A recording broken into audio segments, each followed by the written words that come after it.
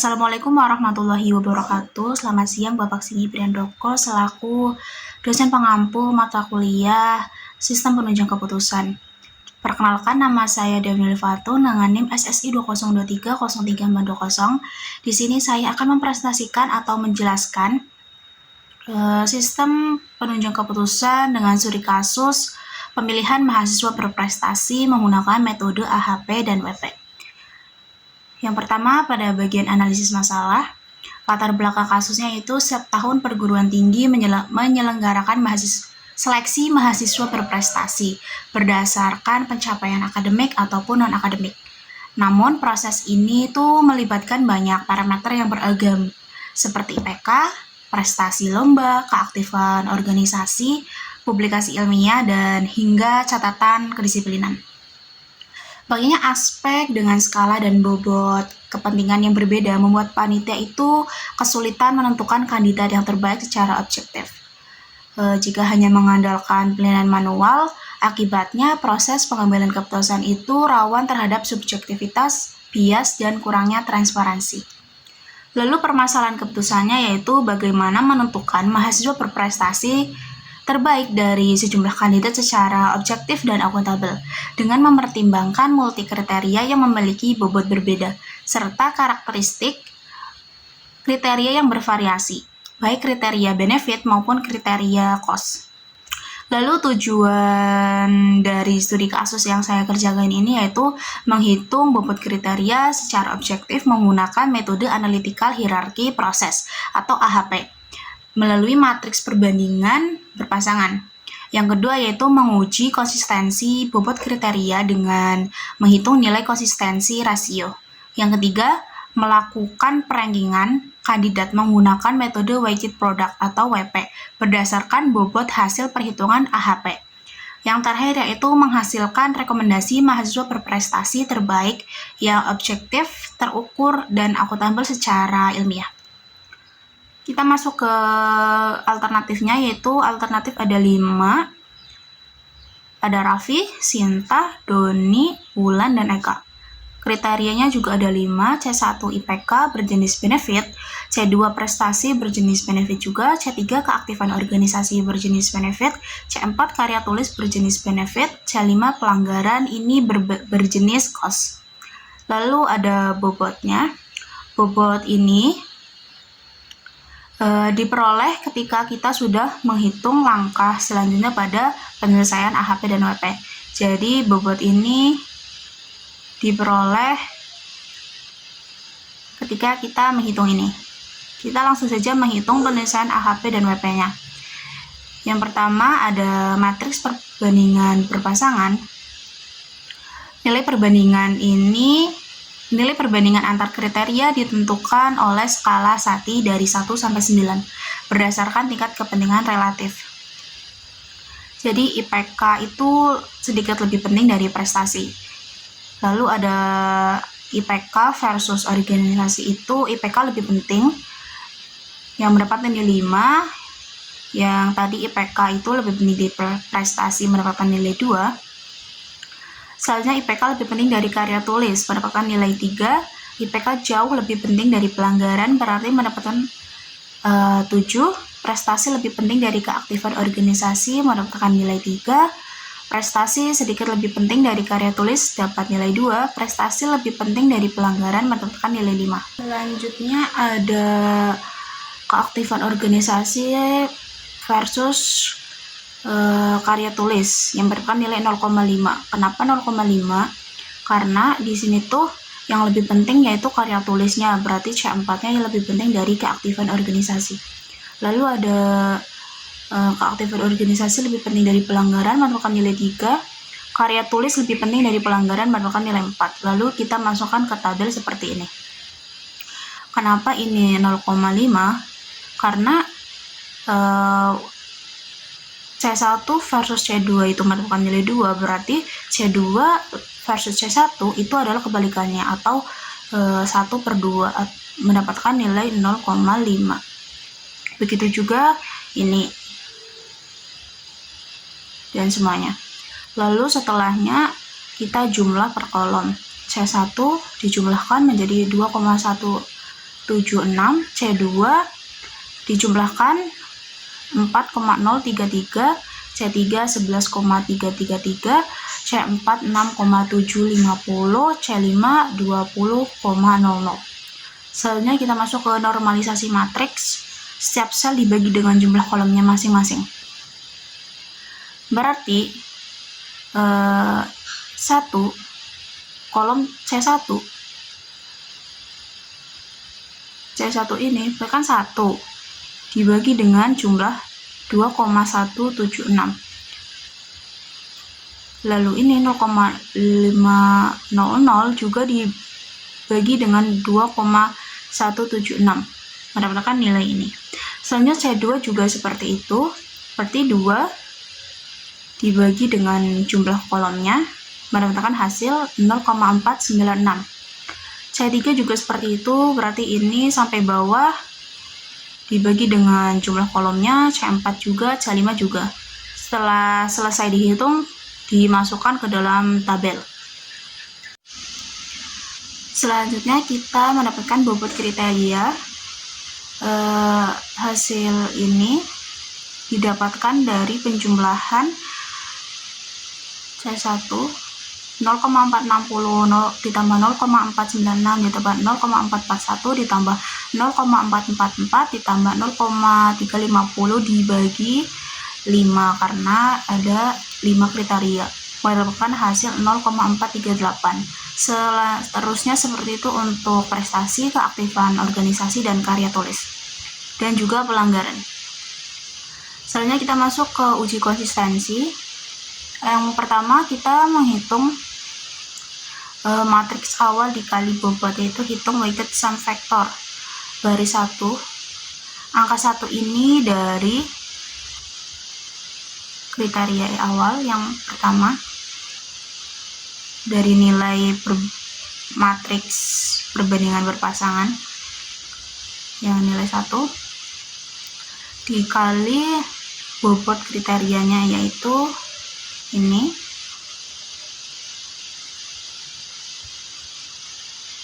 Selanjutnya ditambah nilai 2 juga dari tabel perbandingan berpasangannya, ini 2 dikalikan dengan C2. Selanjutnya juga 5 dari tabel yang ini, 3, 7, lalu dikalikan dengan nilai keaktifan bobot, keaktifan organisasi, bobot karya tulis, dan bobot pelanggaran. Setelah dijumlahkan semuanya mendapatkan nilai 2,241. Itu berlaku untuk semua baris. Jadi yang pertama itu ke tabel perbandingan berpasangannya, lalu dikalikan dengan bobot rata-ratanya, lalu dijumlahkan. Setelah menghasilkan weighted sum factornya, masuk ke mencari lambda. Yang pertama itu 2,41 itu hasil dari ini garis pertama, garis C1 dibagi dengan bobot kriterianya yang IPK. Yang kedua juga hasil dari garis C2 dibagi dengan bobot rata-rata dari prestasi. Lalu yang ketiga juga dari sini dibagi bobot rata-ratanya. Setelah itu, setelah menghasilkan, kita masuk mencari lambda maksimum, yaitu jumlah dari lambda yang sebelumnya dihitung dijumlahkan lalu dibagi dengan 5 kriteria, menghasilkan 5,082. Selanjutnya kita menghitung konsistensi indeksnya. Konsistensi indeks yaitu nilai lambda max dikurangi n dibagi n min 1. Lambda maksimumnya yaitu 5,082 dikurangi 5 karena kriterianya ada 5 dibagi 5 min 1 menghasilkan 0,020. Selanjutnya ada langkah kelima, yaitu menghitung konsistensi rasio. dengan nilai RIN untuk 5 yaitu 1,12 didapat dari tabel SATI. Menghitung konsistensi rasio yaitu konsistensi indeks dibagi nilai RI, yaitu konsistensi rasionya 0,020 dibagi nilai RI-nya 1,12 menghasilkan 0,017. Karena nilai konsistensi rasionya itu kurang dari 0,1, maka matriks perbandingan berpasangan yang dibentuk ini dinyatakan konsisten. Artinya bobot kriteria hasil AHP di atas itu valid dan layak digunakan pada tahap rankingan selanjutnya, yaitu rankingan WP.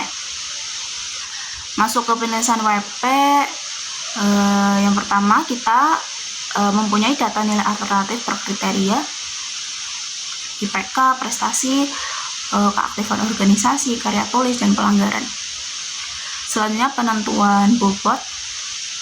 Karena C5 itu pelanggaran atau bersifat cost, maka bobotnya itu diubah menjadi negatif sebelum digunakan pada penghitungan S.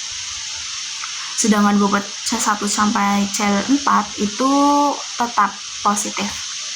Jadi sebelumnya seperti ini, lalu diubah jadi ini. Yang berubah hanya yang cost saja, menjadi minus 0,0463. Selanjutnya ada penghitungan nilai S. Nilai S dihitung dengan rumus ini, yaitu mengalihkan setiap nilai kriteria yang dipangkatkan dengan bobot kriteria. Jadi ini itu yang awal ini adalah nilai IPK. Yang kedua, ini adalah nilai prestasinya. Ini adalah nilai keaktifan organisasi. Lalu ini ada nilai karya ilmiah atau publikasinya. Yang terakhir ini adalah nilai dari pelanggarannya. Dan dipangkatkan menggunakan bobot kriterianya yang sudah ditentukan melalui proses AHP di atas. Jadi karena IPK bukan cost, jadi masih sama, yaitu dengan positif, organisasi prestasi juga positif, organisasi juga positif, karya ilmiah positif, dan hanya nilai pelanggaran yang bersifat negatif, jadi diganti menjadi minus. Setelah dihitung semua menghasilkan ini, lalu ditotal dari masing-masing kriteria dijumlah, lalu mendapatkan hasil 46,849. Selanjutnya masuk ke penghitungan nilai preferensi.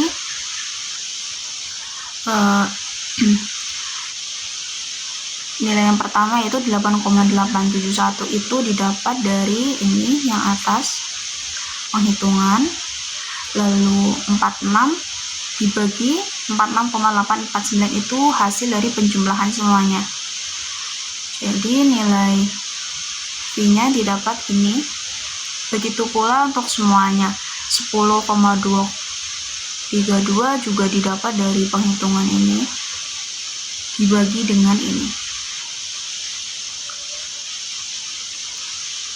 Kita mendapatkan ranking akhirnya. Yang pertama itu ada Wulan dengan nilai V 0,224, lalu ada Sinta dengan nilai 0,218, ada Eka yang ketiga 0,202, ada Raffi 0,189, dan yang terakhir ada Doni dengan nilai 0,166. Lalu alternatif terbaiknya yaitu alternatif terbaik terpilih sebagai mahasiswa berprestasi adalah A4 dengan nama Wulan dengan nilai preferensi tertinggi yaitu 0,224. Analisis pemilihannya yaitu yang pertama unggul pada kriteria prioritas.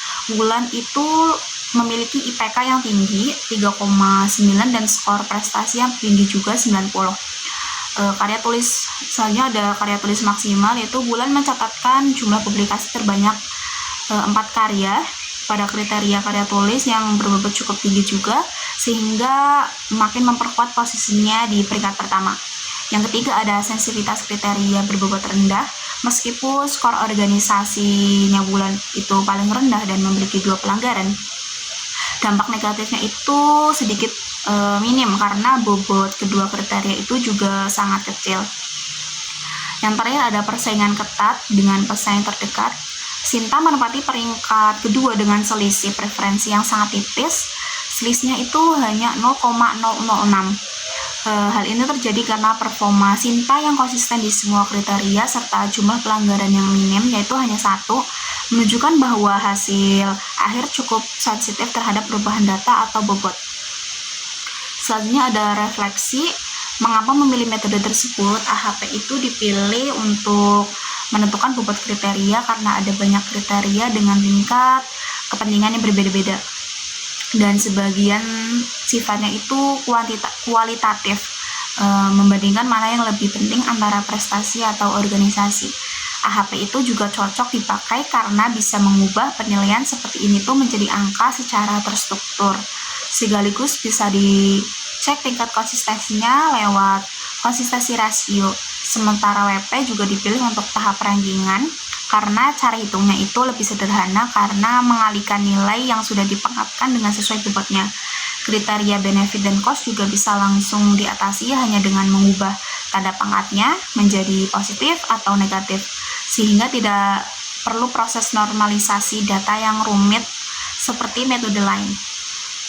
Kelebihan metode AHP yang pertama itu bisa mengecek konsistensi penilaian lewat konsistensi rasio, jadi bobot dihasilkan lebih bisa dipercaya. Yang kedua itu cocok dipakai untuk kriteria yang sulit diukur secara langsung atau kualitatif, karena yang dibandingkan itu cukup mana yang lebih penting atau bukan angka pasti. Yang ketiga ada cara kerjanya yang runtut dan mudah dijelaskan langkah demi langkah secara matematis, jadi lebih mudah dipahami juga karena ada urut-urutan langkahnya. Yang terakhir ada kelebihan WP, yaitu cara hitungnya simpel dan cepat karena cuma pakai operasi perkalian dan pangkat. Tidak perlu normalisasi data secara terpisah karena prosesnya itu sudah otomatis terjadi saat nilai dipangkatkan dan dibagi dengan total nilai S. Dan terakhir yaitu kriteria benefit dan cost bisa langsung ditangani cuma dengan mengatur tanda pangkatnya, yaitu bisa menjadi positif untuk benefit dan negatif saat penilaian itu bersifat cost. Selanjutnya ada kelebihan, tentu juga ada kelemahannya. Kelemahan dari dua metode ini yaitu kelemahan AHP, jumlah perbandingannya itu harus dibuat makin banyak karena kalau kriterianya makin banyak jadi makin ribet kalau kriterianya banyak. Jadi semakin banyak kriterianya kita hitungnya juga makin ribet. Selanjutnya ada hasil bobot, sangat tergantung pada penilaian orang yang membandingkan. Karena kalau penilaiannya kurang konsisten, lebih dari 0,1 dari nilai konsistensi rasio, maka matriksnya itu harus dibuat ulang. Kelebihan WP yaitu sangat sensitif kalau datanya itu nilainya 0. Karena untuk kriteria cost, nilai itu dipangkatkan menjadi negatif. Dan 0 dipangkatkan negatif, hasilnya tidak terdefinisi atau tak terhingga. Jadi, data mentah harus dipastikan tidak ada yang 0 di kriteria cost.